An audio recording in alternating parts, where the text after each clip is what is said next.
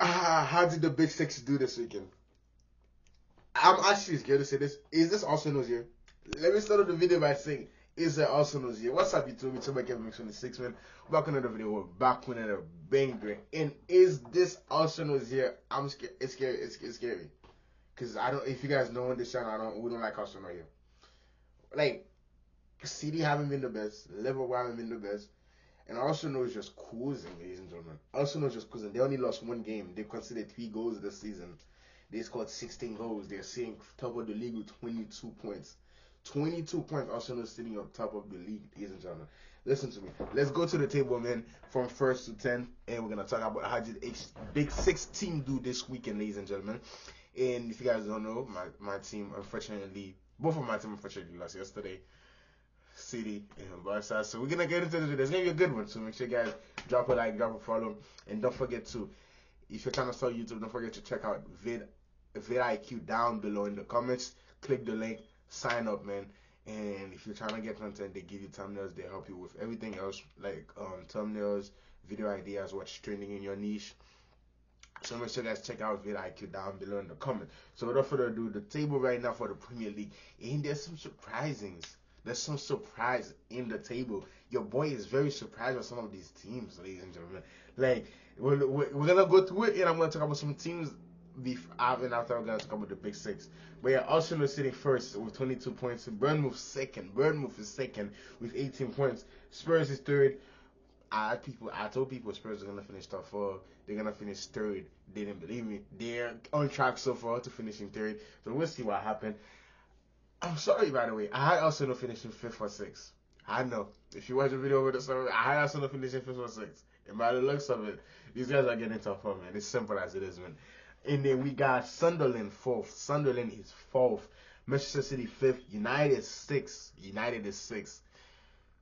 7th is Liverpool.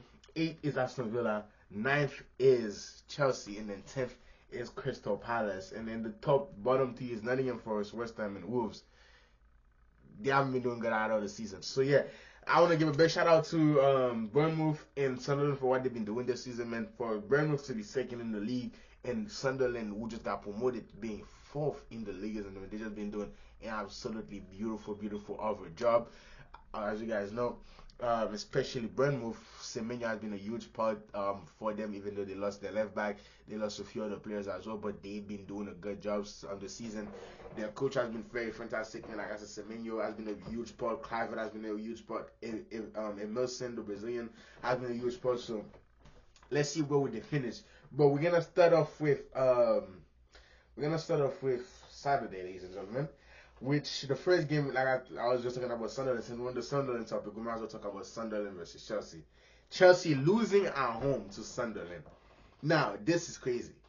When I mean this is crazy, nobody expected Chelsea to lose at home to the Sunderland team. In Chelsea lineup, they had a pretty good lineup out as well, with Sanchez in net, Reece James, Chalobah, Achimpong, Cucurella, Fernandez, Caicedo, Neto, Pedro, Garnacho, and then Marguerite, I'm saying scored midweek. I think he did. Yeah, did he score midweek? I'm pretty sure he scored midweek. So like I said, Chelsea's side was a very good side.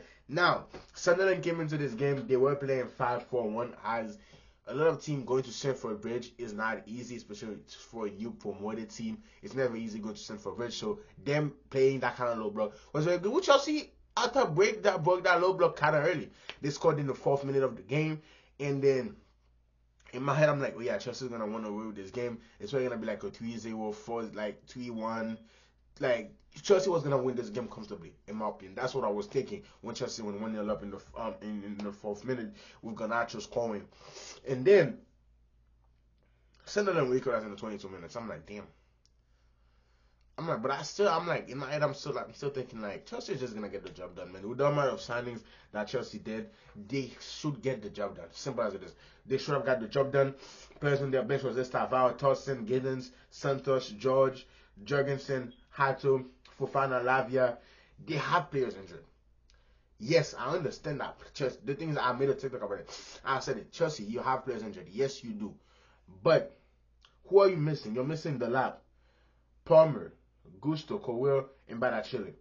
With them other players that you guys have been signing over the past few years, with the amount of money that you guys spent over last year in this transfer window, in this summer window alone, you guys, just because you guys are missing Palmer, Delap, and Colwood, you guys shouldn't be struggling against a brand new Palmer side. These are games you guys should be winning because the amount of the money that you guys have spent. Sunderland spent money, but they didn't spend nowhere near close what Chelsea have spent over the last 2 seasons. Simple as it is. This is the game you're at home as well. You should be winning this game. It's simple as it is. And Chelsea will come and lose this game. And the more and more you watch this game, ladies and gentlemen, the more and more you watch this game, you just had a feeling that Sunderland was going to get the job done over Chelsea. Yes, Chelsea was pressing, attacking. But you just had a feeling that Sunderland is going to get one breakthrough. And they're going to score and they're just going to defend for their life. It's going to be game over. And that's exactly what happened. Exactly how I predicted this game to end after Sunderland equalized. And after past the 78th minute, I gave Chelsea, when it hit 78th minute, I was talking to my bro, I'm like, bro, Chelsea have between the 78th minute and the 85th minute to score. If they don't score, they're going to lose this game. Simple as it is. And he's like, now they're going to get the job done. I'm like, I'm hoping they get the job done. I have them on my phone. I hope they get the job done. But, ladies and gentlemen, what happened? Sunderland came through just like I had a feeling that was going to happen. And they beat Chelsea. Simple as it is. Like I said, Chelsea haven't been Chelsea that they were hyping up to be. Now, you're going to say, do you have injuries? I'm going to tell you again, Chelsea fans. You're missing your best player, Cole Palmer. That's what you're saying. You're missing Cole Palmer. That is fine. You're missing Cole Palmer. You're missing your, let's say you could be missing, you're missing your best center back in Colwell. Because Fofana was on the bench today, right? Fofana was on the bench. So Fofana is just coming back from injury. After that, you're missing Gusto, which is like a rotation player between him and Reece James, which Reece James is the best right back. Simple as it is. So, with the amount of signings that you guys got, Gittins, you paid like 60-something for Gittins. Garnacho, you paid like 40-something for Garnacho. João Pedro. You bought Gui from Barca. Who else did you bring in? Who else? Estavon. You bought Estavon. You got Tyreek Jones. You bring all these players in, and you're looking like, because you guys are mid-table. You guys are like 10th, right? You guys are not even. Are you guys even in the top 6? Let me see the table again. You guys are 9th. You guys are looking like a mid-table side after signing all these players. The thing is that I said it. Instead of you guys spending all that money, you guys should have just went and got 2-3 good players. What I mean by that is like, spend like 70 million on Rafael, 80 million on Rafael Leao, or like 90 million on Yidlis. Like, get an actual good left winger. Because you getting Gittins for 60, Garnacho for 40, and all these other players that you guys are trying to bring in. What is the point of it if you guys are not going to do anything? You guys are not going to challenge on the title. How do you guys challenge him for the title? How do you guys finish in 2nd, 3rd after the hype I was seeing from you guys over the summer? After you guys trashed PSG in that final, I was like, damn, Chelsea actually could be back. But Chelsea didn't do anything. So, Chelsea loses. We're not going to stay on that Chelsea topic too long. Let me know what you guys think about, like I said, about Chelsea. They should be doing better. They should be doing better. Simple as it is, man. The signing that they've made, the amount of money that they spent, and especially a team like Sunderland that just got promoted, ladies and gentlemen, they should be doing better. Now, we move into Manchester United versus Brighton. Man U versus Brighton. Man U looks like they're back to winning ways, ladies and gentlemen. Man U looks like they're back to winning ways. In the last 3 games, ladies and gentlemen, Man United have won their last 3 games. No, 2 games. Yeah, they've won their last 3 games. They beat Sunderland 2-0, which Chelsea just lost to Sunderland. That should say something. They beat United. No, sorry, they beat Liverpool 2-1. And then now, ladies and gentlemen, they have beat Brighton. Now, I expected United to either get a draw or win in this because they're picking up momentum. In Brighton this season, if we're taking a look at Brighton, they're 13th. They picked up points, but they haven't been the best Brighton that we know. We know this Brighton side could be 6-7 right now. 6-7 in the table. Simple as it is. So with Brighton, ladies and gentlemen, being coming to this game, I'm like, United put a pretty good lineup as well. And you guys could see how our keeper is very, very important. Ever since Sam Lemens, I think that's his name, Sam Lemens came into the squad, United has just been perfect, man. He haven't lost the game yet, I don't think. Yowo in net, no, Yowo at the back, the Lake, Shaw, Ahmad right wing back, Casemiro and Bruno, Dalot and Buemo, Cunha, and then who was on top of them? Sesko. Which, ladies and gentlemen, Casemiro looks like he's back to his best man. not back to the Madrid days, but he looks like he's doing a very good job getting a goal and an assist. Now this United side, like I said again, the players that they bought this season have finally been turning up for them. And Mbeumo getting 2 goals once again after scoring last weekend. And then Matheus Cunha scoring. And also their main striker that they bought in getting an assist as well. So this United side, man, I think this can stay away from injuries, man. Not get that many injuries this year. I know they're missing Martinez. He's back in training. I know Maguire was out this game. But the players they have, if they don't get injuries, in players like Mount, in players like Mbeumo, in players like Cunha, Sesko, Casemiro, Ahmad, if they don't get that many injuries this season, like I said again, United will definitely get top 6. They will definitely finish in the top 6. They'll definitely be back in European football. Would that be Champions League or would that be Europa League? I don't know, but they're gonna get one of these at least. Maybe Conference League if they fall off, but like at the moment right now they're picking up form, and I think they're just gonna keep picking up forms. Like I said, they're sitting 6th right now. They're simple as City. They're above Liverpool. They're above Chelsea. And these two teams have spent way more money than United. They have brought in way much better players than United have. But United's side that these two fans clubs were making fun of are picking up form, in better form than Liverpool and Chelsea at the moment. Now, is that going to be like that for all season? We don't know. Like I said, football has a weird way to humble you, man. Football has a weird way to humble you, as simple as it is. United fans, you guys throw you guys on the mud. Now, everybody's saying I'm moving in. A couple weeks ago, they were Amorim out. Now they're saying Amorim in. Amorim, after beating Liverpool last weekend, was like, I want the people that was criticizing me to keep criticizing me. Don't give me the just because I beat Liverpool. Keep it like that. And he's been showing them, like, this is why I'm not changing my style. Everybody was criticizing him and stuff like that. Like I told you, United thing is, yes, you could switch managers and managers, but it's not fully a manager problem. It's not never fully manageable. It's something that had to do with the club, and I guess they're fixing something inside the club that's making everything click together. Now, is it gonna stay like that? Or is it gonna collapse?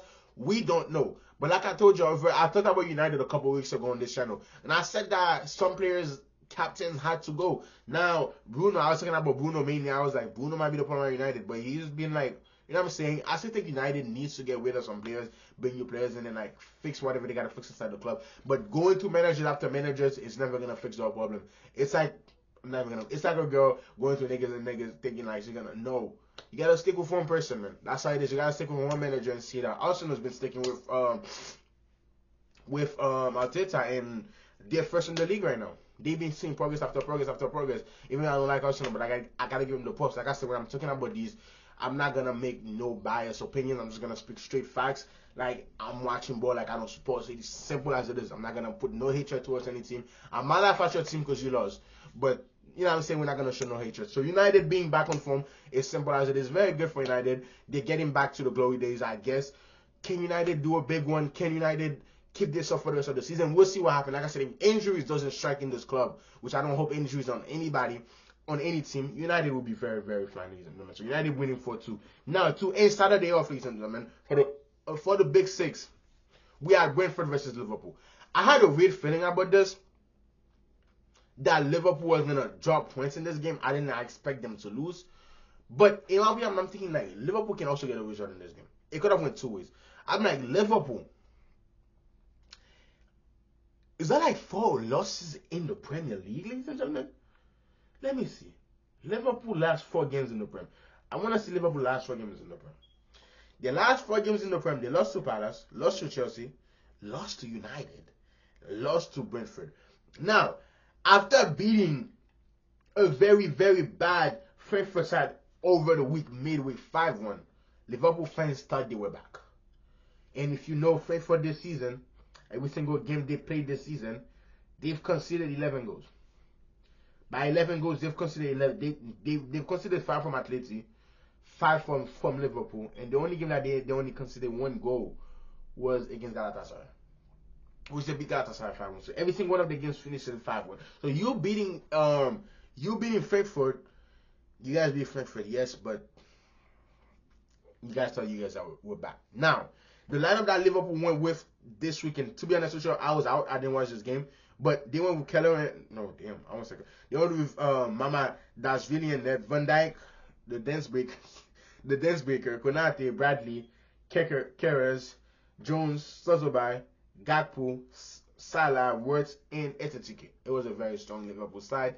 It's one of Liverpool's best attack, you could basically say. And once again, Salah got on the score. Oh, Salah scored. I didn't even know he scored. He scored in the 89th minute, ladies and gentlemen. But and players they are coming up the bench. They had Chiesa, Robertson, McAllister. They had Rio coming up the bench and Joe Gomez coming up the bench, and we did not see Isaac. Oh, Isaac was out for a little injury. So yeah, this Liverpool game, I'm not gonna speak too much about it. It's just that they lost, and it's simple as it is, man. Liverpool won the title. Like I said again, I'll say it again. Liverpool did not need Isaac. They did not need Isaac. They did not need words. Now you guys wanna come at me? Please don't listen to me. When you sign a ticket, he was good enough for you to start. And you've seen that he did what he did for the first 2-3 games of the season before you guys went and got Isaac. You see how he was moving. He was playing weak. And even when Isaac came, he's still showing you that he's the best striker you have at the club. Now, you guys probably needed a midfielder, a CDM. You guys didn't get one. You guys, when you guys let Trent go, you guys needed a right back. You bought Frimpong in, but when I remember what I said when Frimpong came to the club, I'm like, Frimpong is more of like a right winger or a right wing back. He's more attacking going forward. He's like Trent. He's not the best defender. You guys could have subbed him in, but you guys could have got a right back. I think you guys could have got a right back that was better. In my opinion, Dumfries would have worked for this Liverpool side very, very well because he's very good defensively. He's also very good going attackingly. Now, you guys didn't get Dumfries. City was on the verge of getting Dumfries as well. Also Barcelona, and I was pushing for one of my teams to get him, but that didn't end up happening. He ended up saying, I answered. But now, you guys need another center back. Because the way VVD's been moving and Konate at the back, I don't know what's going on, man. Your defense is leaking more goals than Bloody Blue. Simple as it is. Your defense is leaking more goals than Bloody Blue on the Tuesday afternoon. And we know Bloody Blue been getting late. Even not leaked, but getting rented. So your defense is getting rented week in, week out. Every single time I go online, I see Virgil twerking for some reason. Now, Virgil, I have a lot of respect for Virgil, man. He's one of the best center backs we've ever seen in this league. But this season, him and Mubala. Now, respectfully, you guys know I don't rate Salah as highly. I never rated Salah as highly as many people does. Because I see far behind Salah's game. If he doesn't score, he doesn't have a good game. And he's been ghosting this season. Now you guys sign all these players. Brett haven't been doing anything great. Isak haven't been doing anything great. The only good signing I could say Liverpool made this transfer window, ladies and gentlemen, was basically a ticket. And I feel bad for him, man. Because he should be starting week in, week out. He should be playing 90 minutes week in, week out. Not sharing time with Isak, because he's been doing. Or if you play him in a two-striker position, or play both of them together. But I think, in my opinion, he's been very good, man. He was Frankfurt best player after Marmoush left, and then he comes to this club. He's the best player at this club at the moment. And if you don't like me, if you don't like what I said, argue with your mom, Liverpool friends. I'm just telling the truth, simple as it is. He is the best player at the club, simple as it is. We're going to move into Sunday, man. Sunday we had, ladies and gentlemen, on Sunday we had Arsenal beating Crystal Palace. Now, I had this game ending in as a draw. I thought Arsenal was going to draw this game, but this game ended 1-0. I expected this game to be a very, very close game, and this is where it gets scary for us. Arsenal finding ways to grind out these wins. They drew against us as well. The way they drew against us killed me, man. But, like I said, they're finding a way to draw, to win these games. They're finding a way to win this game 1-0.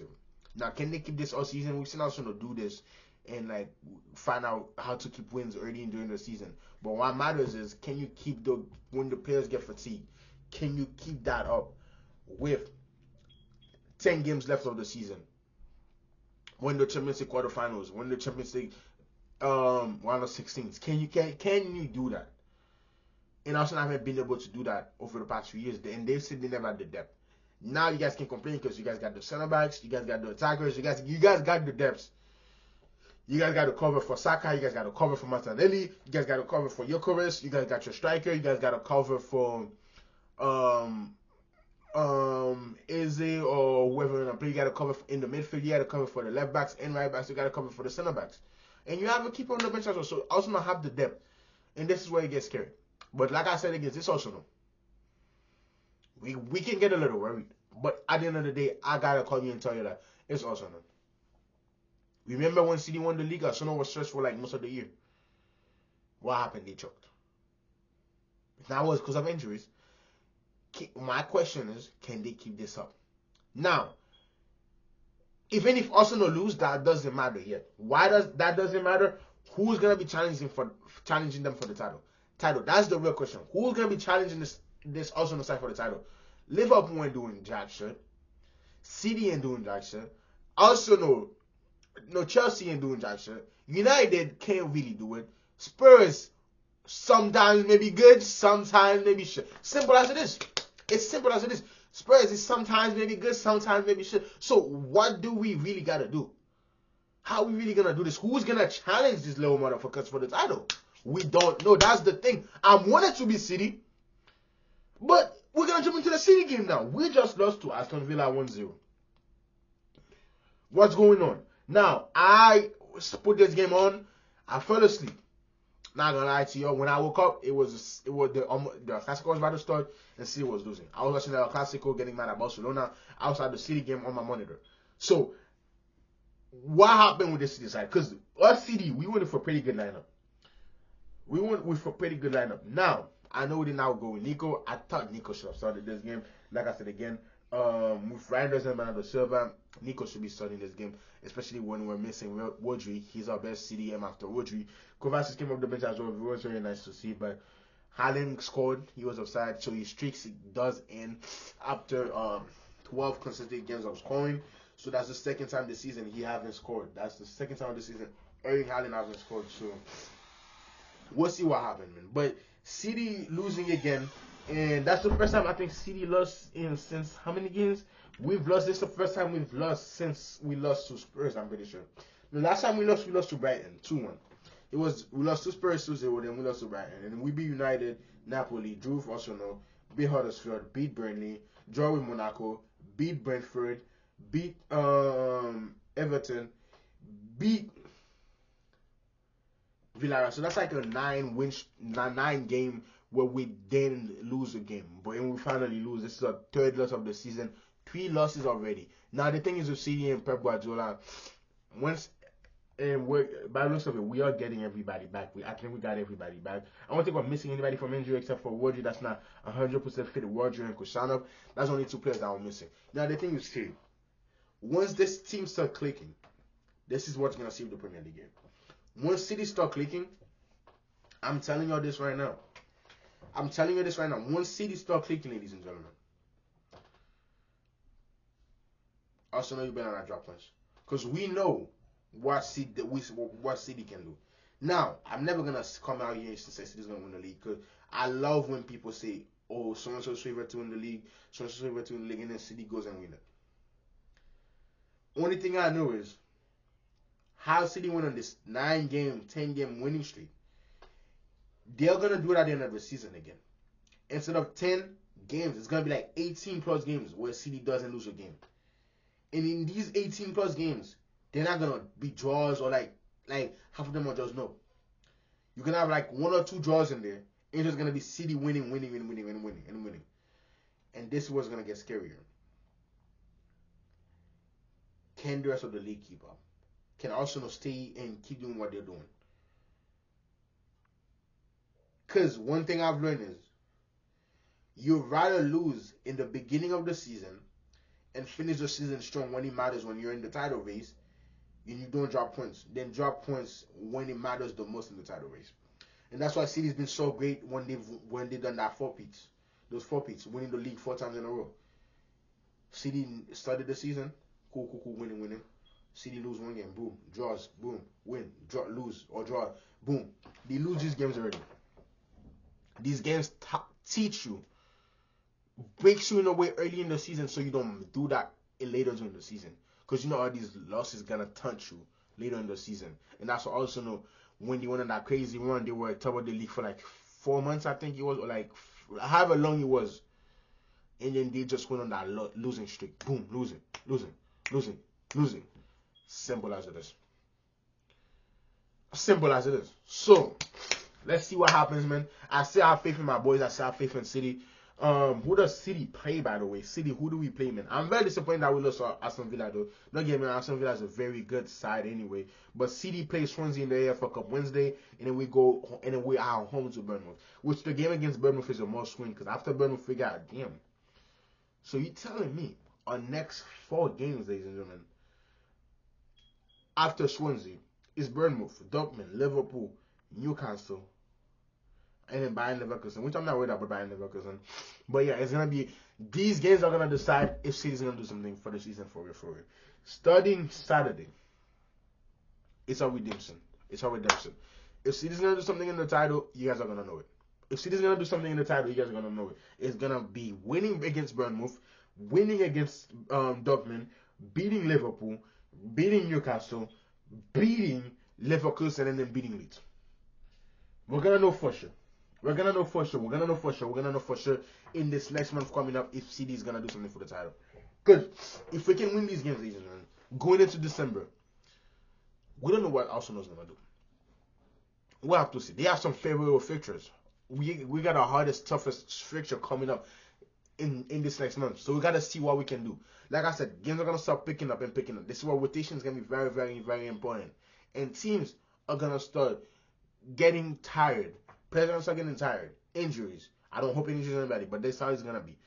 And like I told CD again, I said it before CD lost. I said Haaland can't keep scoring week in, week out, because one day if he doesn't score, we're gonna lose, and that's what happened this weekend. So we learned that kind of early, that if Haaland doesn't score, we're gonna lose. Now we need somebody else to step up and score for City. Simple as it is, man. But yeah, it's been your boy Kevin Mix 26. The best, before I go, the best team in the Big Six this weekend. I'll give it to United. They won 4-2, beating Brighton. Second best team is Arsenal. I'll give it to them. They beat Crystal Palace, which Crystal Palace is not an easy team to beat. As us and as Liverpool, especially as Liverpool. Ask Liverpool how tough it is. Ask Liverpool how tough it is.